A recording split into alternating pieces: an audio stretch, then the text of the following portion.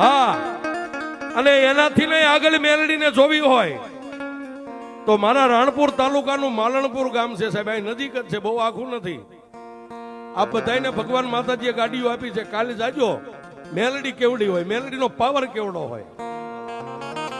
ઈ માલણપુર ગામની માલબા એક દી આવી રીતે માંડવો હતો અને એક પરદેશી માલધારી માલ ઢોર લઈને નીકળેલો અને માતાજીના ડાકલા વાગતા એટલે આવી, જેને કોઈ આમંત્રણ નથી આપ્યું, કોઈની ઓળખાણ નથી, પરદેશી માણા, બધાના બૂટ ચંપલનો ઢગલો પડ્યો તો એક બાજુ ઉભો રહ્યો.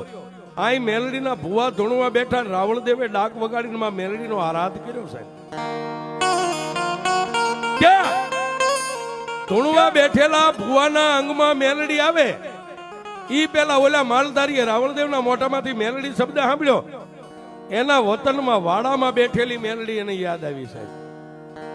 ઓહો હો.